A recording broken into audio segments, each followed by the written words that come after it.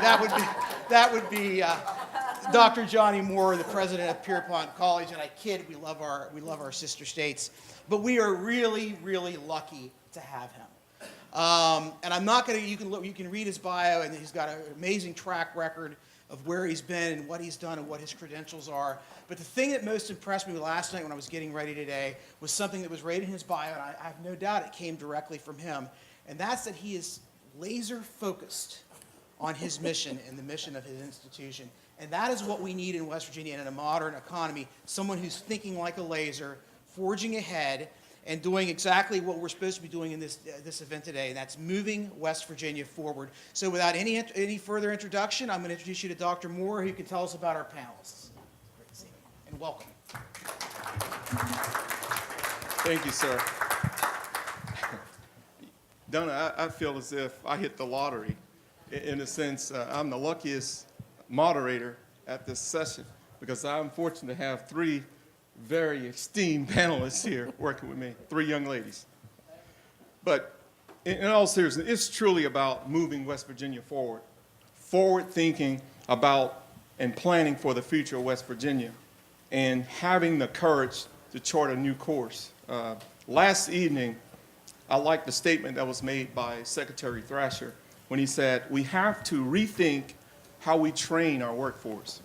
And to elaborate further on that, we desperately need to revive a second route to the middle class for the people within our state that do not have a four-year degree. You know, it has to be that same level as manufacturing once was to our state. You know, I'm going to share a little stats with you. In 1973, workers with post-secondary education held only 28% jobs. By comparison, they held 59% jobs in 2010. And according to, and I saw, if you recall the stats that Matt provided earlier today, according to projections by 2025, 68% of all jobs in the economy will require post-secondary education and training beyond high school. And my good friend, Dr. Gee is not here, I don't think, today, but this is targeted at him. It says a traditional four-year college degree, while providing an excellent return on investment, is by no means the only path to better job prospects. Nearly half of American jobs that pay middle-class wages require less than a baccalaureate degree. Associate degrees, certifications, certificates, apprenticeships, employee-based training all improve employment and earning prospects. The demand for jobs that are routine and manual are falling, while the demand for those requiring complex communication and critical thinking are rising. A quick story, and a good friend told you that from my bio that I spent part of my career in the state of Texas, so it's a quick story from the state of Texas. 2 years ago, you know, one of my students while I was working in the state of Texas had no work experience. He had certain skills. He had built and sold stripped down personal computers, and he had studied information technology at the community college that I was working at. When he heard that IBM was hiring at a nearby operations center, he applied and he had demonstrated those skills. Now that student, probably about 25, 26 years old, is working as a computer system analyst, making around $45,000 to $50,000 a year, which is pretty good. The reason I share that story with you, because this student represents a new promising category in American labor market, and that is people working in so-called new-collar jobs or middle-skill jobs. That is positions that require specialized education, typically in a technical field, but not necessarily a four-year degree. You know, America and West Virginia are becoming more an educational economy. However, in West Virginia, we lag behind our peers as it relates to educational attainment. You may recall this slide earlier today as well. In West Virginia, only about 20% have college degrees, four-year college degrees, compared to 27% in Ohio, 30% in PA, and 37% in Virginia. As West Virginia and America struggle with how to match good jobs to 2/3 of the adults who do not have a college degree, the previous shared student experience serves as an example of how workers' skills can be emphasized over traditional filters like four-year degrees and work experience. Now today, in this session, we'll focus on the connection between employers and post-secondary education. The West Virginia Forward report identifies a number of opportunities for our state, including expanding the state roles of vocational training, supporting STEM and post-secondary education, and an increase in our labor force participation. And today I'm very, very delighted. I'm excited to be joined by an esteemed group of individuals that's going to share with us how we can support the work in our state. And at this time, what I would like to do is give my esteemed panelists an opportunity to introduce themselves to you all. So we'll start with... I get to go first? Yes. I'm Mara Hines. I'm the president and CEO of Allegheny Science and Technology, known as AST. We're based out of Bridgeport, West Virginia. The company started in West Virginia in 2009. This is my second business in West Virginia. I like to describe us as a technology and engineering consulting firm with expertise in applied science and engineering. We do IT development and program strategy and implementation is what we're doing.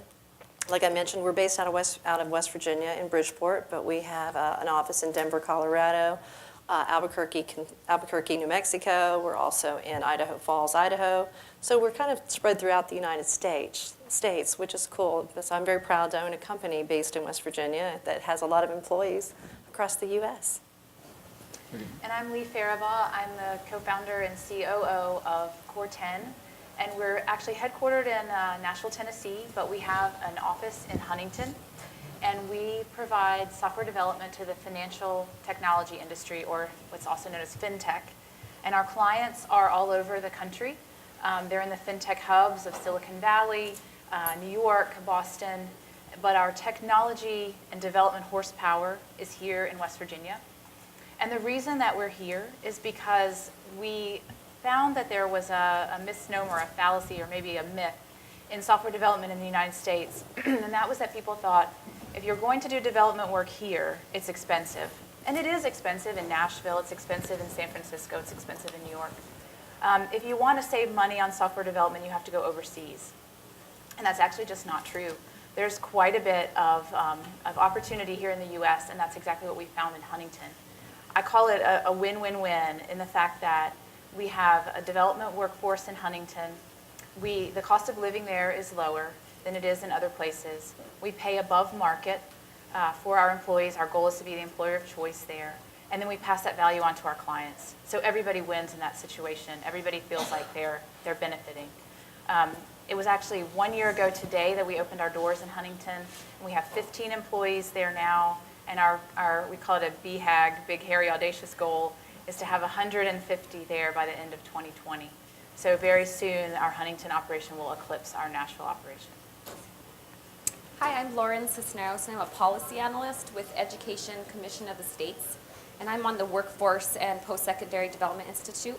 And so what ECS does is bring together policymakers from across the states.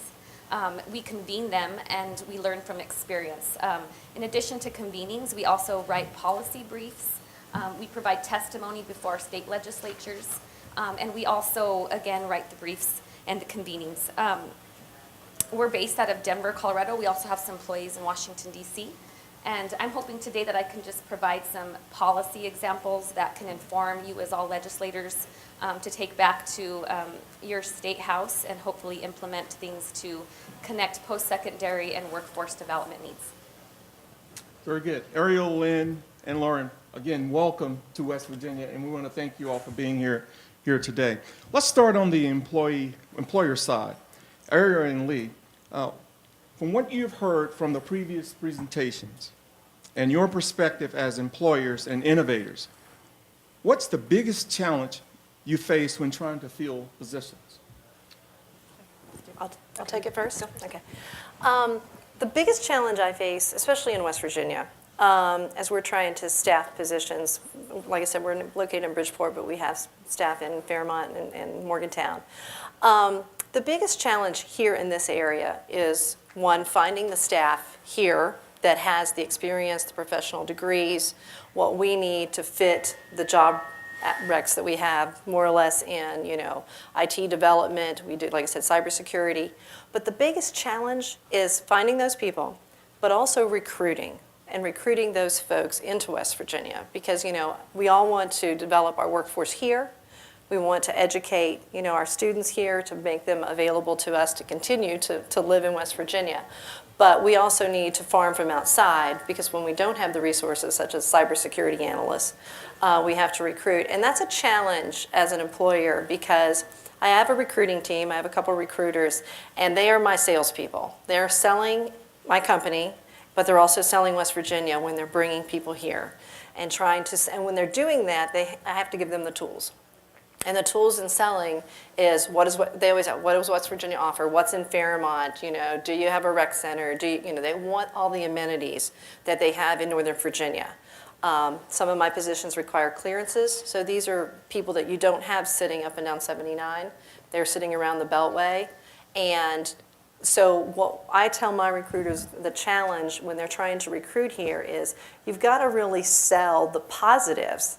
And from the earlier talks this morning, the rebranding of the positives that we have in West Virginia, I think, are what's critical. We do lack things in education, and I know that, I'm aware of that. I've raised 3 children here. But we also have a lot of positives in our education system. And I say the positives are these, and this is what I tell my recruiting team when they're doing, trying to lure people into West Virginia. You know what? Schools are small, and they're safe. We don't have gang problems. We don't have, you can feel as a parent when you kiss your child off and put them on the school bus in the morning, they're going to come home that afternoon.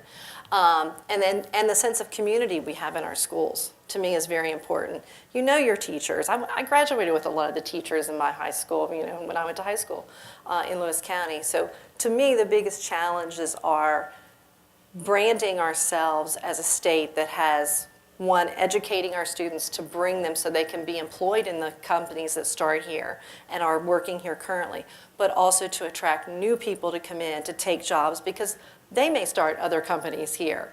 We gotta invite them in. So to me, it's the hard part is recruiting people into West Virginia from our end currently. And we have similar challenges to what Arria has. Our company is not hasn't been around as long as yours. So we're still recruiting from within the state, but my challenges are similar in that it's finding enough people, and it's finding people with the right skill sets. So let me touch on finding enough people. Right now, is it me? Okay. We do a lot of hiring right now, undergrads coming out of Marshall. We've had our first WVU grad coming into our company, and we're hiring out of the community and technical colleges as well. We're utilizing the Learn and Earn program. I'm sure a lot of you know what that is. It's a program with the community and technical colleges where the state reimburses the employer 50% of the student's salary while they're working for the company. It's like a co-op program. And we have our first one. He's from Mount West, and he's doing a dynamite job of doing quality assurance testing for one of our biggest clients. But all of those pipelines are just too narrow. The number of grads coming out of Marshall in computer science is just too few for our big goals of hiring. The number of students in the program at Mount West is just too few right now. So ultimately, we will get to where Arria is, where we're trying to bring people in from out of state, and we'll face those same problems. The second piece is around the training, or them having the skill sets. Actually, training is the solution to the skill set problem. When they come out of undergraduate, let's say Marshall, they have a tremendous theoretical understanding of computer science, and they've actually done quite a bit of project work. So they understand about the languages, but there's a gap, as you guys all know. We were all this way when we were 22.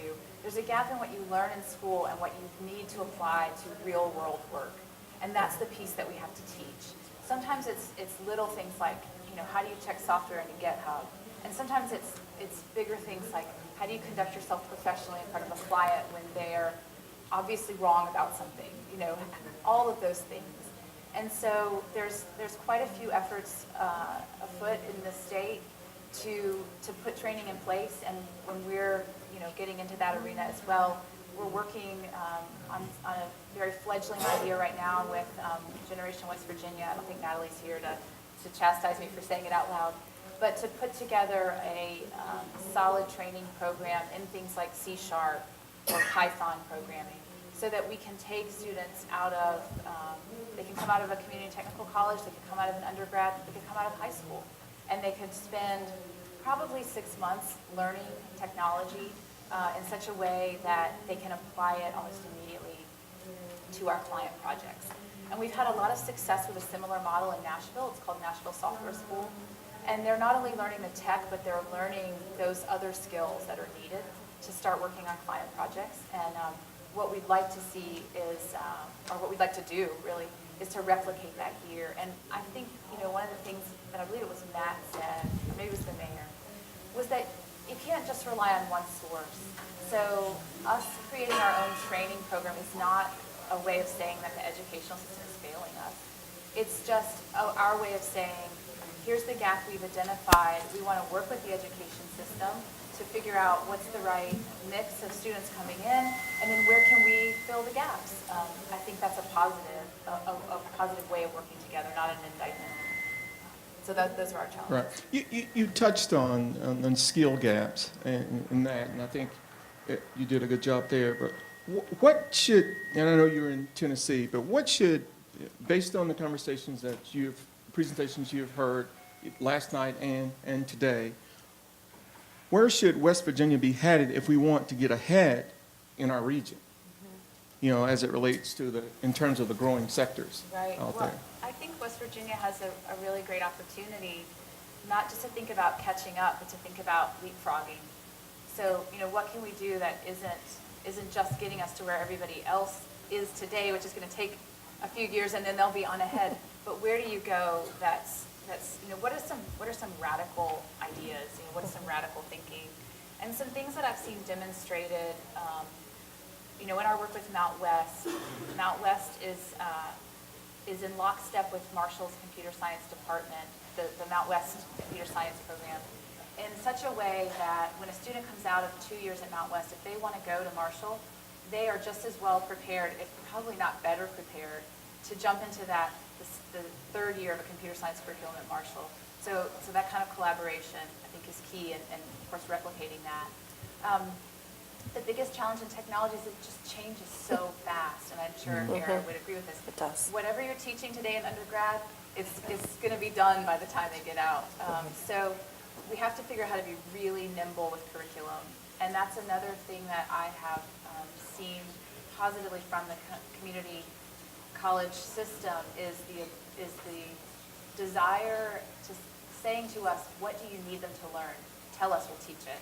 So I think that's just got to be replicated and blown bigger. One other thing I'll say is that what we really have to do is start, and Matt said this, but start helping students understand the potential for a technology career much, much younger than we're doing today. So I have a developer at Core 10. Her name is Rachel. She's actually from Ohio, but her family is originally from West Virginia. She went to Marshall. She wanted to stay here. So our company provided her that opportunity. But when she was in high school, a woman came and spoke to one of her classes, and Rachel's very artistic. She thought maybe she wanted to be an artist, and this woman was in the technology field. And all of a sudden, Rachel saw, oh wait, I'm kind of like her. She's doing this, maybe I could do that thing. And it created a career path that wouldn't have otherwise been there. And Rachel is an outstanding software developer. She's one of our top developers. So, the ability or the ways to expose high school and even middle school and elementary school students. One of the things that I think they're doing so successfully at Mount West is they're sort of hiding computer science concepts in animation and game development. So it's all of the same software development skills that we use building, rather boring things, I think they would think, for our clients. But they learn those skills by creating games. And when I was a kid, it works. When I was 5 years old, my dad brought home Logo, I don't know if any of you guys know, it came out of MIT, Seymour Papert. And I learned how to program, so to speak, by making that little turtle move around the screen. And we can do, there's tons of opportunities to do that in elementary, middle, high, and then, continuing education. A way to package these concepts in something that's fun and engaging for students. Thank you all so much. Can I add something to that? So in something that she said that is really important, and I think this was talked about earlier too, we're missing a huge opportunity in connecting the companies that are here with education. I say this all the time when I get an opportunity to speak. I'm not invited into the high schools or the elementary schools or the middle schools to talk. And I'm just saying, and the thing of being able to invite students into your company to shadow or just see, because the thing is, you don't know it's real sometimes until you see it. And I get these questions. I get emails, I get LinkedIn requests. How did you start your company? How did you know it was the right thing to do? What did you, how did you go about it? And then I've heard people say to me, make me see it. What can I see? And it's the kind of thing you just said. Until they see someone, oh, you're doing that? You can do that? You do that in Bridgeport? You have cybersecurity specialists? Well, how do you do that? It's making people see the dream is real and what they can do. And again, sometimes the education piece, okay, I have an accounting degree. I am not an accountant. So it doesn't matter. I've even told my own children, just get the piece of paper. That's the key, because you can do anything once you just get the piece of paper. It doesn't have to be in exactly what, a lot of people do. They get an accounting degree, they become a CPA. It's wonderful, wonderful profession. But I'm just saying, they sometimes think that everything has to be done in a straight line. Like, I got to do this, I got to do that. Well, it isn't. We all know we all got to where we are by going up and around and down and over, and you didn't know that you were going to start out here when you were 18 or 21. And so I think sometimes, and we do lose that in the state because, we do have age gaps and we have gaps in education. And at the base of it, education is important, but just giving them hope that the education is a piece of the puzzle, I think is what's really important, And just to wrap that up, when my youngest daughter, my stepdaughter was in high school a few years ago, and she literally would have friends. She'd say, can I have so-and-so over for dinner? Because I want you to talk to her. She's not sure she wants to go to college. She doesn't know what she wants to do, and she really needs to know how she can go about doing this. They're not being told. They're not seeing, oh, well, you can do this. I live on a hill in, Lewis County, West Virginia. People say to me, you live in West Virginia? And I was like, yeah. The thing is, when I bring kids to my house and I'm like, you can do this. I did this. I grew up here. So it's actually helping them see the vision is a big gap. That's a very good point. And I think it was said best last evening when it talked about, the esteemed panel last night talked about these integrated partnerships. Mm-hmm. And that's exactly what you guys are talking about now. That's exactly what I think is a missing piece. Yeah, and I'll just give you an example of one of I think is a very unique integrated partnership that we have at Pierpont. We have a partnership with First Energy, and it's called the Power Systems Institute, and it's a unique partnership because it's a 2-year program that combines classroom learning with hands-on experience. So part of the week, they're in the classroom getting that part of it. And the other half, they're actually in a facility owned by First Energy getting the hands-on. And at the end of the 2-year program, they are work ready. And that's where we want to be. So very good. Thank you all for that. Let's go down to Lauren. We don't want to leave you out here. Lauren, what trends are you seeing nationally in terms of state policies and programs aimed at connecting post-secondary education to workforce needs? Sure. So ECS tracks bills from the P through 20 spectrum. And so we've been tracking post-secondary and workforce development bills since 2011, and we've seen an increase. And so in 2011, there were probably 38 bills, introduced pieces of legislation across the states. And in 2016, there was approximately 131 pieces of legislation across the states that tied post-secondary and workforce development. So of those 131 pieces of legislation, only 20 bills were enacted. But the alignment of post-secondary education programs with workforce needs is a top-level state policy topic. And that alignment discussion is really informed by discussions of programs meeting critical needs, return on investment for individual individual programs. Also, aid for adults is really big in these pieces of legislation, curricular design and creating employable graduates, and then also incentives and actions for on-time completion. So we're seeing different parts of this conversation reflected in legislative activity. But of those 20 pieces in 2016, the 4 main policy themes include financial incentives for both the institutions and the students. We've also seen some legislation around state data, longitudinal data systems. We've also seen legislation that creates targeted pathways and programs, which was discussed earlier, and then the establishment of working groups. So one piece of legislation in 2016 that I thought was really interesting and that I would share with you all was House Bill 66 from Virginia that was enacted in 2016. And what that did was provide a financial incentive to both the institution and the students. So it established the New Economy Workforce Grant Program, and that's a pay-for-performance model. And it's to provide funding for non-credit workforce training that leads to a credential in a high demand field.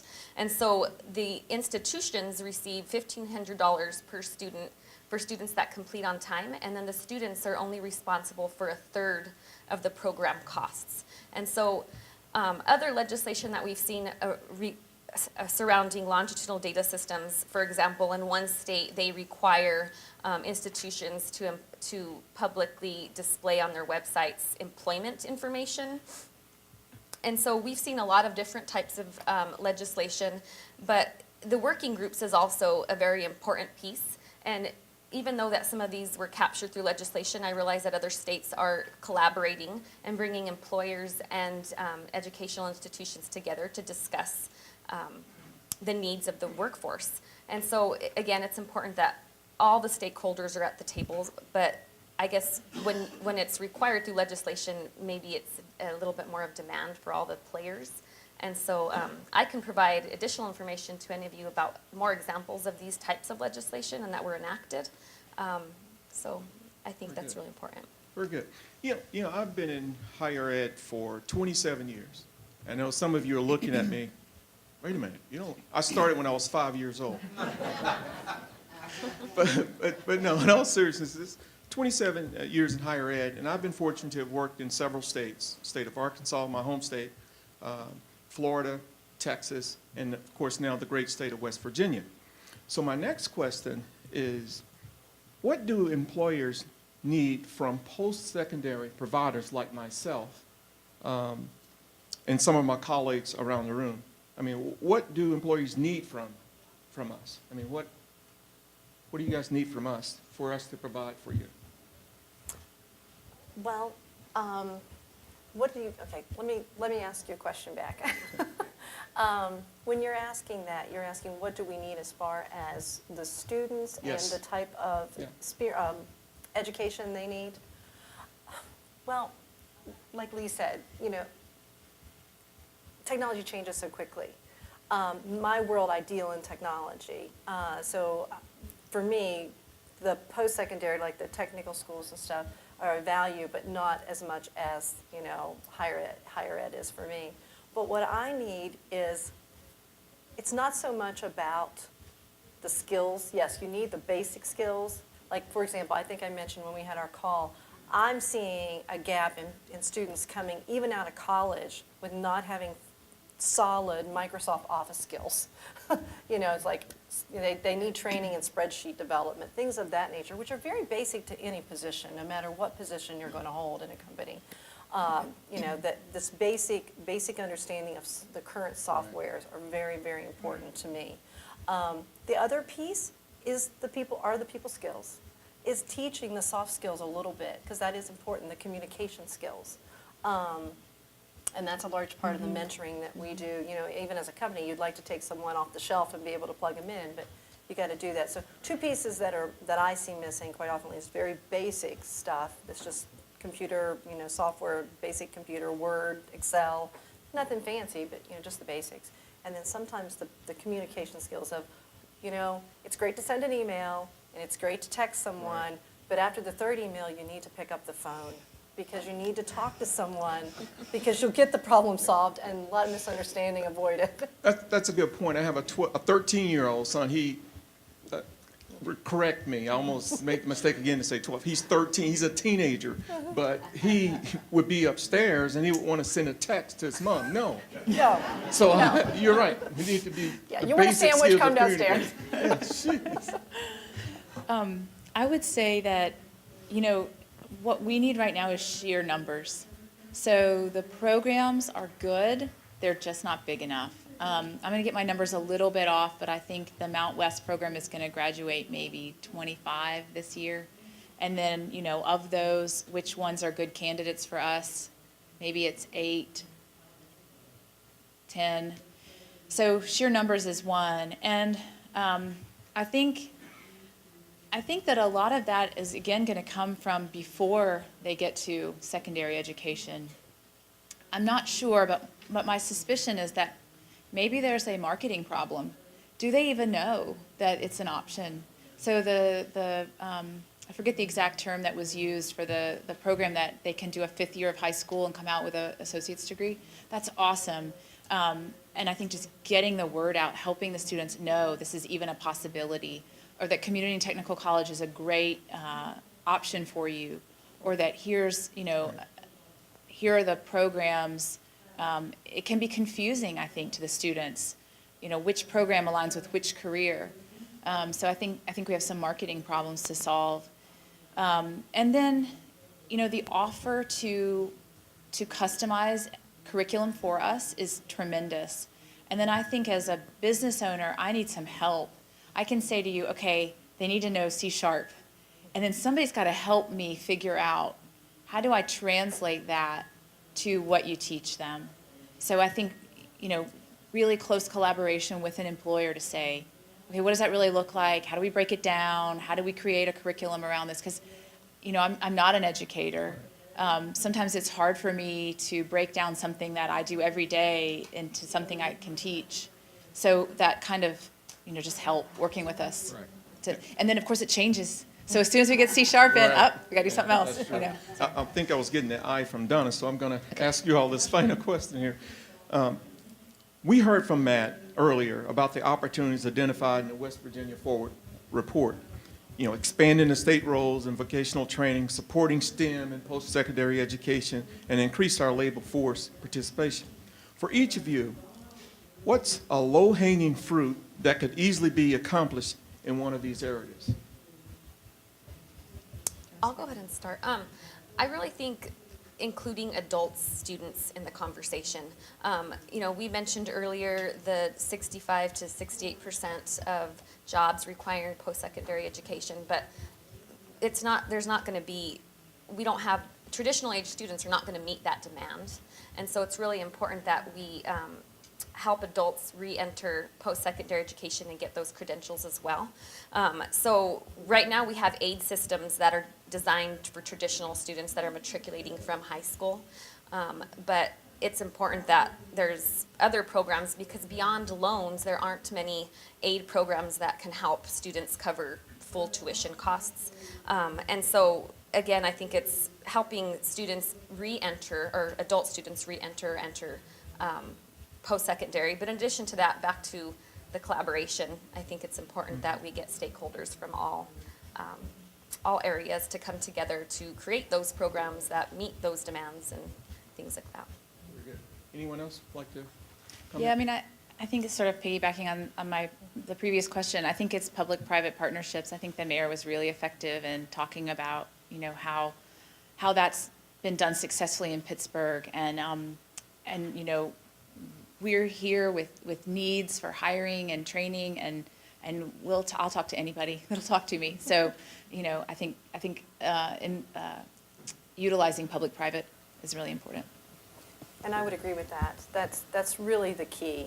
And it's like she said, just spoke, the mayor from Pittsburgh. I mean, the people are the foundation. It is all about the people. And, you know, it's about exactly the workforce. We have a lot of young adults who, you know, are already through education done. What's the opportunities? And partnering. And the other component is the education base of how we're going to educate and let them know things are available and bring them forward. And I will leave you with one thing that's important to me, because I like time is of value to me. I love forums like this, and I think we all get very energized and motivated, and we're like, okay, we can make something happen, let's just make something happen, and then we go out the door and onto the street and back into the real world, and nothing happens. And it is going to take all of us. And there are people, there are companies like mine we want to give back. You know, my success was not done by myself. It took a whole lot of people to help me reach success, and I like to make sure I help other people reach their success. So I do. My only suggestion is whatever we can do as a partnership from industry to help with the education. I would love to participate in that, and I think you have a lot of other people who would like to do it too. I would like to thank the three of you for your comments. And at this time, I would like to open it up for questions for these three expert panelists.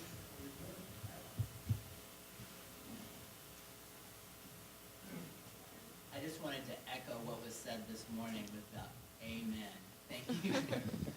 Thank you so much. Scott Beard from the Eastern Panhandle, Provost at Shepherd University. And so we're actually doing that, trying to do that and reaching out to employers that are coming to our area, which has a lot of growth in terms of the state with Procter & Gamble and beyond, you know, the community technical college part, but folks are having problems finding people to fill those positions at the higher levels in terms of management, marketing, engineering. So we're working on developing a specific concentration with our engineering and business program, also aligned to tourism.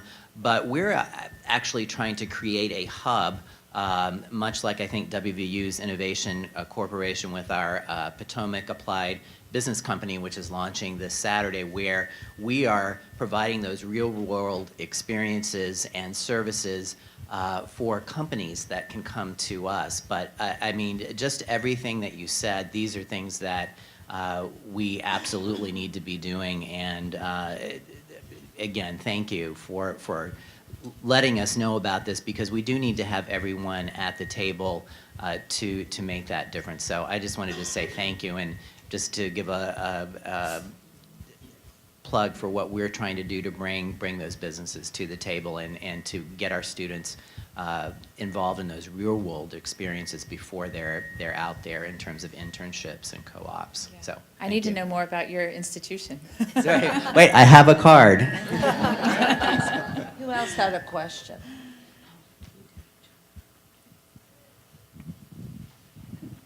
You talked about having them. I'm Jim Wilson from the Northern Panhandle.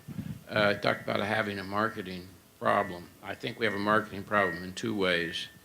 I just attended an economic summit put on by WVU in Wheeling about 3 weeks ago, and Dr. D'Antoni was there to present her simulated workplace program to these people. And even though there's been article after article in the paper about this, the number of people after she presented this program that came up to her and said, I have absolutely no idea that the public schools did this. And we also have the problem the other way, is even still, kids look at a technical career as something down here instead of something that they can build a life. So we really need to market it both ways. We have things, and we have, hopefully, a cracker plant's going to announce right across the bridge from our hometown, and they will just need every person that we can train. So it's marketed all ways. Absolutely. Who else had a question?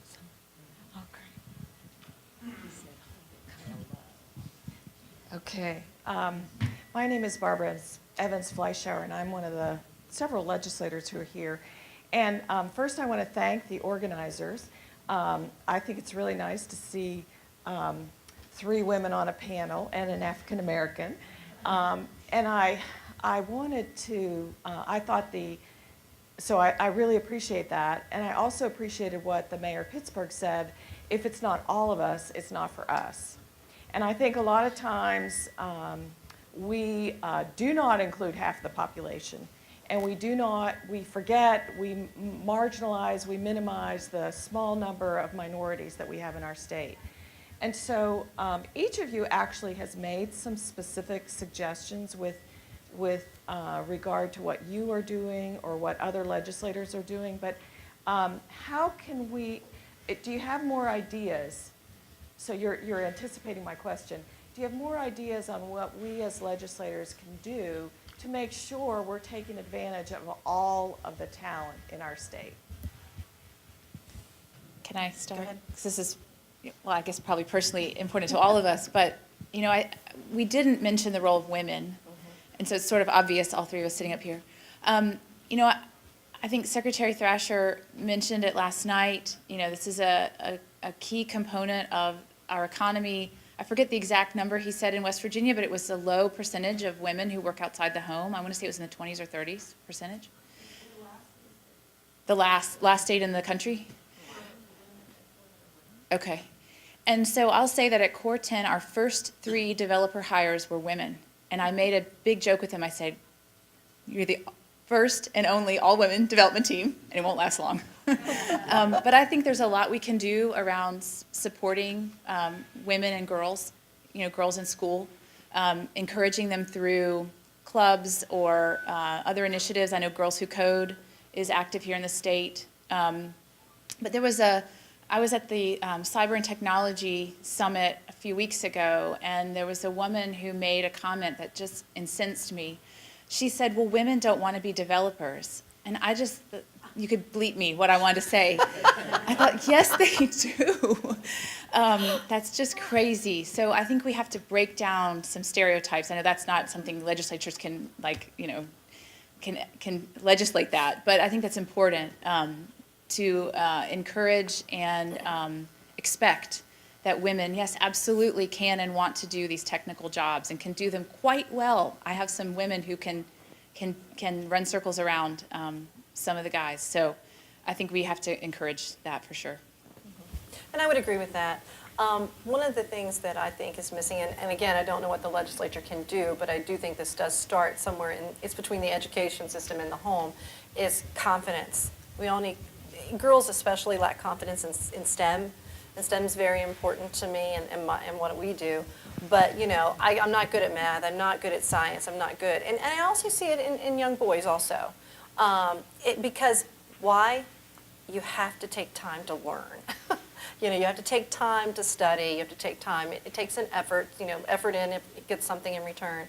But I think for women, we don't, in this state, mainly because of our population aging, too, we don't have women, you know, starting businesses. They don't have the confidence. So, and I think that goes back to starting, like, there's a Women in Energy group here in the state. There's a lot of things, and we're not getting exposure. Those things don't get exposure that they're out there.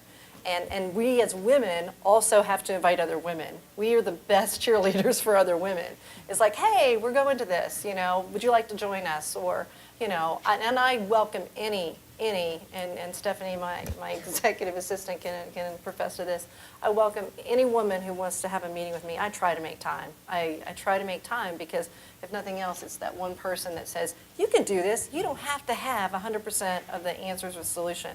80% of something executed is better than 100% of something never done. Right. So it's like, just have a little faith and the next step will come. Everything will come, but it's not going to be in one big leap. So it's a confidence builder I think we need to also instill.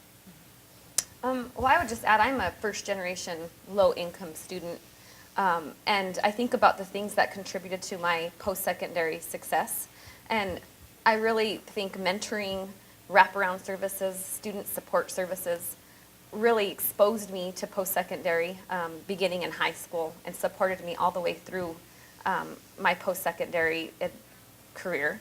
And so I would just say that mentoring and supporting students, especially those first-generation low-income students that haven't been exposed, is critical, because sometimes it's just a little thing, and I think we've all mentioned it. It always seems to be someone that maybe said something inspiring that really helped people make it through.